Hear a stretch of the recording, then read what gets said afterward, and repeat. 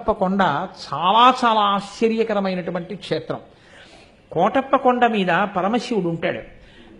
ఆ పరమశివుడు అక్కడ దక్షిణామూర్తి స్వరూపంతో ఉంటాడు. దక్షిణామూర్తి స్వరూపంతో ఉన్నటువంటి పరమశివలింగం ఉన్న ఏకైక క్షేత్రం బహుశా కొండ మీద నాకు తెలుసున్నంత వరకు ఆంధ్రదేశంలో కోటప్పకొండ ఒక్కటే.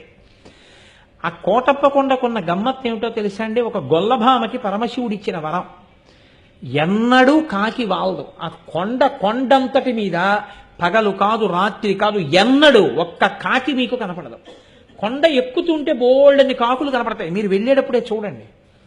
మీరు కొండ ఎక్కుతారు కాబట్టి కోటప్ప కొండ ఎక్కేటప్పుడు చూడండి. కోటప్ప కొండ కింద బోల్డని కాకులు ఉంటాయి. కోటప్ప కొండ ఎక్కడం మొదలెట్టినప్పటి నుంచి చూడండి, ఒక్క కాకి అంటే ఒక్క కాకి మీకు ఆ కొండ మీద వాలదు. ఎక్కడా ఓ చెట్టు మీద రాతి మీద వాలదు. కారణం, ఒక గొల్లభామ రోజు అక్కడ ఉన్నటువంటి శివుడికి తీసుకొచ్చి అన్నం పెడుతుండేది, పెరుగు అవిని. ఆయన తింటుండేవాడు.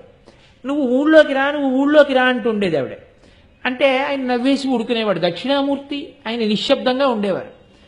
ఆవిడ ఒక రోజు తీసుకొస్తూ చల్లకుండా తీసుకొచ్చి అక్కడ పెట్టి కూర్చుంది. బడలికి కూర్చుంటే ఒక కాకి వచ్చి వాలితే ఆ పెరుగు కుంట కింద పడిపోయింది.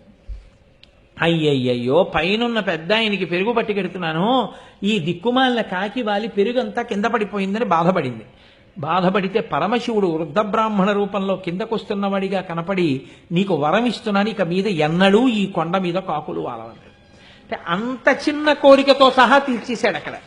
ఆ కోటప్ప కొండ గురించి పెద్దలు ఏం చెప్తారంటే, అక్కడికి వెళ్ళి కానీ ఈశ్వరుణ్ణి సేవిస్తే జాతకంలో గురుబలం పెరుగుతుందని చెప్తారు.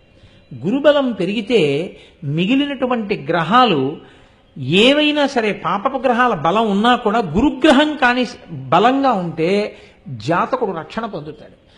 గురుగ్రహం అనుగ్రహం పొందాలంటే కోటప్ప కొండ వెళ్ళి సేవించమని చెప్తారు. నేను ఒకసారి శృంగేరి వెళ్ళినప్పుడు, శృంగేరిలో భారతీ తీర్థస్వామి వారి తల్లిగారు, ఆ మహాతల్లి అక్కడే ఉంటారు. పీఠంలోనే ముందు ఒక గదిలో, ఆవిడ ఎప్పుడు బయటికి రారు. ఆ తల్లి దగ్గరికి నేను వెళ్ళి ఒక మాట అడిగానమ్మా, జగద్గురువు కదా, మహానుభావుడు శంకరాచార్యులు వారు అధిష్ఠించినటువంటి పీఠం, శంకరాచార్యుల వారు ప్రతిష్ఠించిన పీఠం, అటువంటి పీఠానికి పీఠాధిపత్యం వహించేటటువంటి వ్యక్తి మీ కడుపున పుట్టడం అంటే మాటలు కాదు. ఏ పుణ్యం వల్ల అటువంటి మహాపురుషులు పుట్టాడని మీరు అనుకుంటున్నారమ్మా? మీకు ఏదో కారణం తెలుస్తుంది, తెలియకుండా ఉండదు. దయచేసి నాకు చెప్పండి అమ్మా అన్నాను. నాయన ఏముంటుంది నాయన చెప్పడానికి అన్నారు ఆవిడ. నేను అందరూ వెళ్ళిపోయాక మళ్ళీ అడిగాను. అందరూ వెళ్ళిపోయాక అడిగి లోకం అంతటికీ చెప్పుకొస్తున్నానది వేరు మాట అనుకోండి. అలా కాదమ్మా, మీకు ఏదో కారణం ఉంటుంది, ఖచ్చితంగా మీకు తెలుస్తుంది, ఏ కారణానికే అంతటి మహాత్ముడు మీ కడుపున పుట్టాడమ్మా అని అడిగాను. అడిగితే ఆవిడ నాతో ఒక మాట చెప్పారు. నరసరావుపేటలోనే ఆవిడ కడుపున పడ్డారు భారతీ తీర్థస్వామి. నేను చిన్నతనంలో మా తండ్రి గారు ప్రతిరోజు కూడా మడికట్టుకుని కోటప్ప కొండ ఎక్కి పరమశివుడికి నీళ్లు పోసుకుని కిందకు వచ్చేవారు అభిషేకం చేసి.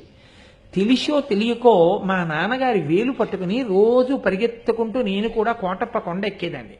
ఎక్కి నమస్కారం పెట్టుకుని, పిల్లలం కదా నాయన, కిందకి దిగిపోయేవాళ్ళం. ఎన్ని పర్యాయాలు ఎక్కానో, ఎన్ని మార్లు నమస్కరించానో, ఎన్ని మార్లు దిగానో నాకు తెలియదు. కానీ ఏ దక్షిణామూర్తి స్వరూపం జ్ఞానమూర్తి అక్కడ ఉన్నాడో, ఆ జ్ఞానమూర్తి సేవకి అన్ని మాటలు కొండెక్కిన ఫలితమేమో, అంతటి మహాజ్ఞాని, అన్ని వేదములు చదువుకున్నవాడు, అన్ని ఉపనిషత్తులు చదువుకున్నవాడు, శంకరాచార్యుల వారి చేత ప్రతిష్ఠింపబడిన పీఠానికి పీఠాధిపత్యం వహించగలిగినటువంటి మహాపురుషుడు నా కడుపున పుట్టడానికి కారణం అదే అయి ఉంటుంది అని చెప్పారు. కోటప్ప కొండ అంత ప్రఖ్యాతమైనటువంటి క్షేత్రం, మీరు చూసి తీరాలి. అవ్యాజమైనటువంటి ప్రశాంతత ఎంత గొప్పగా ఉంటుందో కోటప్ప కొండ. ఎక్కడెక్కడి వాటికో వెడతాం, ఇక్కడే ఉన్న అంత మహాత్యం కలిగినటువంటి క్షేత్రాలని మనం వదిలిపెట్టేస్తుంటాం. అటువంటి కోటప్ప కొండ దర్శనం చేస్తారు. మీకు నేను ఇంకొక మాట చెప్తున్నా.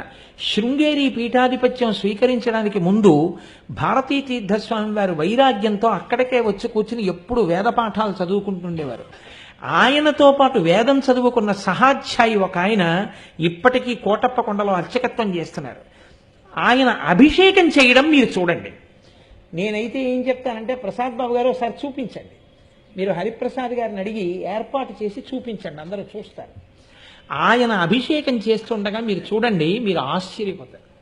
ఇలా ఉంటుందా అభిషేకం అంటే అని తెల్లబోతారు. ఎందుకంటే శివలింగానికి అభిషేకం చేసేటప్పుడు మీరు దానిమ్మ పళ్ళు అక్కడ పెట్టారనుకోండి, ఆయన మంత్రంలో తొట్టుబాటు ఉండదు, స్వరం తప్పదు. ఆయన దానిమ్మ పళ్ళు తీసి ఇలా ఈ చేతిలో పెట్టుకుని ఈ చేతితో పట్టుకుని ఇలా అంటారు, అంతే. దానిమ్మ రసం శివలింగం మీద పడిపోతుంది. ఖర్జూరం పళ్ళు ఇస్తే అవి ఇలా చేతి మీద వేసుకుని ఇలా పెట్టి ఇలా అంటారు, అంతే. ఖర్జూర రసం శివలింగం మీద కారిపోతుంది. బిందెలెత్తి నీళ్లు పోసి మంత్రం సుస్వరం, స్వరం కూడా తప్పరు. అలా దానిమ్మ పళ్ళని కూడా ఇలా నొక్కి రసం చేసేస్తారు అభిషేకం. చూసి తీరాలి నిజంగా అభిషేకం. ఏమాత్రం అవకాశం ఉన్నా ఏర్పాటు చేయండి.